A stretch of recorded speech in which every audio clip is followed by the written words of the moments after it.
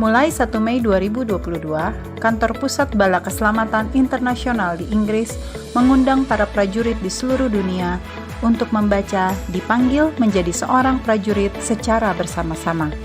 Kita akan fokus pada satu bab buku di setiap minggu.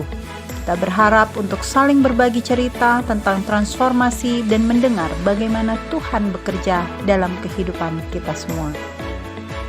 Kita dipanggil untuk terlibat dalam gerakan global ini, membaca dan merenungkan, mendiskusikan buku Dipanggil Menjadi Prajurit secara pribadi, dalam kelompok kecil, atau secara bersama-sama di korps kita masing-masing. Jenderal Brian Peddle mengatakan, tindakan kita sebagai prajurit ditentukan oleh apa yang kita yakini. Oleh karena itu, kita harus meluangkan waktu untuk mempelajari panggilan kita sendiri, untuk merenungkan apa yang kita yakini dan mempertimbangkan dampak iman terhadap cara hidup kita. Mari bergabung dalam setiap minggunya bersama-sama dalam membaca buku Dipanggil Menjadi Seorang Prajurit. Haleluya! Haleluya! Kembali bersama saya, Letnan Kolonel Sasti Lempit, dalam membaca buku Dipanggil Menjadi Seorang Prajurit, bab yang ke-10, dan segmen yang pertama. Dalam bab ke-10 ini ada 4 hal yang kita pelajari. Yang pertama, panggilan kita sebagai umat bala keselamatan merupakan panggilan bermisi. Kita merespon undangan untuk berpartisipasi dalam misi Tuhan dan berbagi pengalaman keselamatan pribadi kita dengan orang lain. Yang kedua, kita berbagi Injil melalui pengalaman kita sendiri akan transformasi, pemuridan, dan penata layanan komunal. Yang ketiga, cara kita berbagi Injil bisa jadi berbeda, tergantung dari budaya dan konteksnya. Dan yang keempat, umat bala keselamatan memahami sifat holistik yang memanggil setiap individu untuk berbagi kabar baik keselamatan dan untuk mengasihi sesama melalui ungkapan praktis. Bab 10, saya berjanji untuk hidup setia pada maksud dan tujuan Allah, berbagi kabar bagi Yesus Kristus untuk memenangkan orang lain baginya dan berbagi dengan mereka yang membutuhkan. Ketiga, pernyataan terakhir berfokus khususnya pada hubungan kita dengan bala keselamatan. Mereka menyoroti pentingnya maksud Allah dan asas-asas praktis bala keselamatan dalam menampilkan identitas kita sebagai prajurit. Sebagai bagian dari gereja Kristen, bala keselamatan berpartisipasi dalam misi Allah, mewartakan Injil Yesus Kristus dan memenuhi kebutuhan sesama dalam namanya tanpa diskriminasi. Pernyataan tersebut menyertakan maksud Allah dalam membangun bala keselamatan yang berakar pada misinya bagi dunia.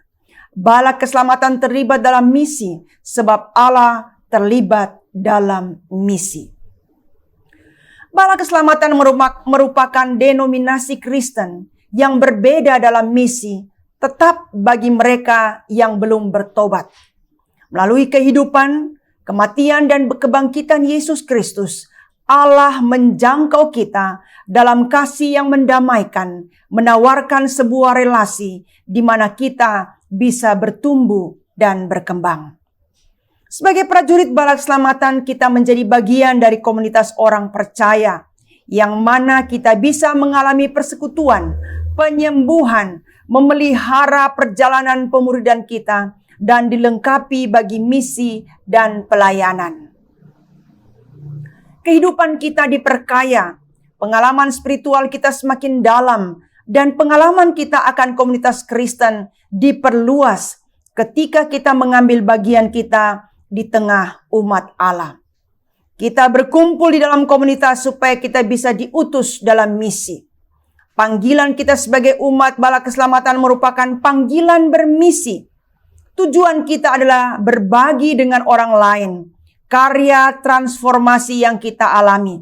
Doktrin kita mengingatkan bahwa kami percaya Tuhan Yesus Kristus oleh sengsara dan kematiannya sudah mengadakan pendamaian bagi segenap dunia, sehingga barang siapa yang mau dapat diselamatkan. Doktrin 6. Sebagai umat yang telah didamaikan dan diubahkan, kita menjangkau orang lain dengan pesan rekonsiliasi dan transformasi yang memiliki kuasa untuk mengubah kehidupan setiap orang, membawa kehidupan baru bagi sekeliling, dan memerangi kehidupan di mana kita tinggal dan juga bangsa. Nama Bala Keselamatan mengingatkan kita pada kebutuhan akan aktivitas yang berdisiplin. Fungsi dari bala bukan untuk memisahkannya dari dunia luar dengan cara tinggal di barak, tetapi untuk siap sedia di barak, sehingga ketika diutus oleh sang komandan kita, telah diperlengkapi untuk terlibat aktif dalam dunia. Sebagai prajurit dalam Bala Keselamatan, salah satu hasil dari memelihara pengalaman Kristen kita adalah bertumbuhnya kapasitas kita untuk berbagi misi pendamaian Allah yang penuh kasih. Berbagi kabar baik Yesus Kristus. Sebagai Bala Keselamatan, pesan yang kita bawa adalah keselamatan. Pada pusat iman Kristen, iman adalah kasih Allah yang tidak pernah gagal untuk manusia. Allah menciptakan kita segambar dan untuk memiliki hubungan dengannya. Hubungan ini menuntut ketaatan kita pada kehendak Allah bagi hidup kita dan bagi dunia.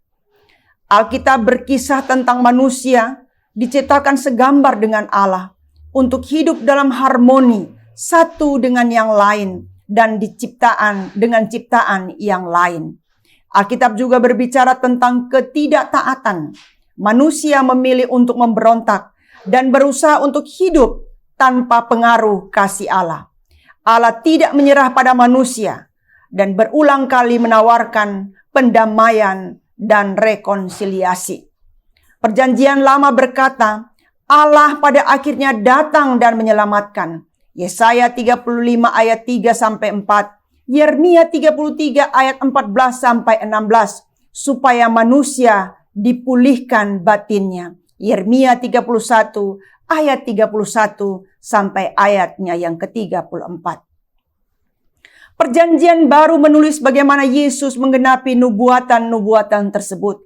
Dia mengajar bahwa waktunya sudah genap bagi takhta Allah didirikan dan memberi teladan apa artinya menjadi warga kerajaan Allah. Kematiannya menjadi penghubung atas keterpisahan kita dengan Allah, dan kebangkitannya merupakan penegasan tertinggi atas karya keselamatan Allah melaluinya. Kasih karunia Allah berupa kehadiran Yesus berarti bahwa kita bisa diselamatkan. Hal ini membuat perbedaan pada hubungan kita dengan Allah yang akan mengubah cara kita melihat diri kita sendiri dan membentuk hubungan kita dengan orang lain. Alkitab berkata, kita menjadi ciptaan baru. 2 Korintus 5 ayatnya yang ke-17. Inilah kabar baik Yesus Kristus. Sebagai umat Bala Keselamatan yang mengetahui pengalaman tersebut, kita percaya bahwa kita memiliki tanggung jawab untuk berbagi kisah kita kepada orang lain, supaya hal itu juga menjadi kisah mereka. Misi kita adalah untuk berbagi misi Allah, menyampaikan kisah Yesus dengan kerinduan mendalam, sehingga orang lain mengenal hal itu bagi keselamatan mereka sendiri. Allah melalui Yesus mendamaikan dunia dengan dirinya sendiri dan mempercayakan kepada kita menjadi pembawa pesannya atas pendamaian bagi diri kita dan bagi dunia. 2 Korintus 5 ayat 17 sampai ayatnya yang ke-21. Berusaha memenangkan orang lain baginya. Kita percaya bahwa kabar Yesus relevan bagi semua tempat dan generasi. Ini bukan sekedar kisah yang enak didengar, namun menawarkan hubungan yang menuntut tanggapan kita. Tidak seorang pun tidak bisa berubah. Kita bisa memilih untuk menerima atau menolak relasi dengan Yesus yang akan mengubah kita dan bagaimana kita seharusnya hidup. Kita tidak dapat membuat pilihan itu untuk orang lain atau menjadi tanggung jawab kita jika mereka memilih untuk tidak merespon. Tetapi kita bisa bersaksi atas transformasi yang terjadi dalam diri kita sendiri ketika kita menyampaikan kabar baik Yesus. Ketika kita membuat pernyataan ini, kita harus menyadari bahwa konteks kita membuatnya akan membentuk bagaimana kita hidup berdasar pernyataan tersebut. Adanya perbedaan budaya dan terkadang hukum yang berlaku di negara satu dengan suatu negara akan membedakan bahwa kita tidak bisa melakukan hal yang sama saat berusaha memenangkan orang lain bagi Kristus. Di beberapa tempat ada kebebasan penuh untuk berbagi iman kita, baik secara pribadi maupun di tempat-tempat umum, dengan harapan bahwa agama dan filosofi lain mempunyai hak yang sama untuk didengar.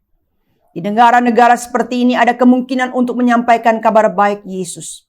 Namun kadangkala sulit untuk meyakinkan orang bahwa hal ini menuntut respon yang pasti dan sungguh-sungguh pada Kristus sebagai juru selamat dan Tuhan bagi hidup kita. Mereka memiliki begitu banyak pilihan untuk keyakinan, membuat mereka bergumul memilih yang mana atau tidak berpikir bahwa hal ini penting untuk melakukannya, sehingga berusaha memilih bagian dari begitu banyak filosofi dan iman yang berbeda sebagai penuntun hidup mereka.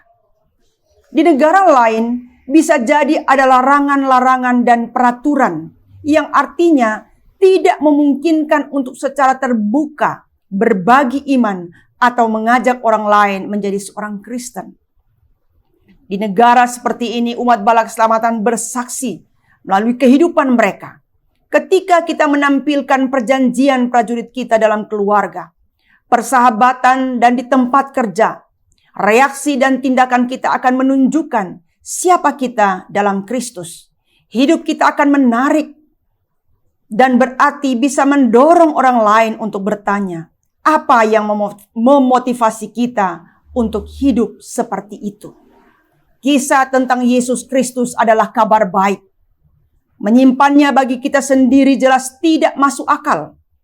Namun bagaimana kita berbagi tentangnya juga akan bergantung dari kemampuan, karunia, dan kepribadian kita. Beberapa orang memiliki karunia penginjilan dengan kemampuan alami untuk berkomunikasi tentang kabar baik Yesus dan mengajak orang lain untuk menerimanya sebagai Tuhan. Namun jika kita bukan karunia kita menyiapkan diri untuk menjelaskan apa dan mengapa kita percaya. Hidup kita harus menunjukkan apa artinya menjadi murid Yesus. 1 Petrus 3 ayat 15 sampai ayatnya yang ke-16. Sebagai refleksi untuk kita semua, prajurit Bala Keselamatan, dengan pertolongan Tuhan, kita menceritakan dan berbagi hal kabar baik, yaitu penebusan dosa dan keselamatan kekal dalam Yesus Kristus. Amin. Haleluya. Terima kasih karena telah membaca bersama dengan kami buku Dipanggil Menjadi Seorang Prajurit. Ikuti bab 10 segmen kedua pada hari Kamis 17 Juli 2022. Tuhan Yesus memberkati.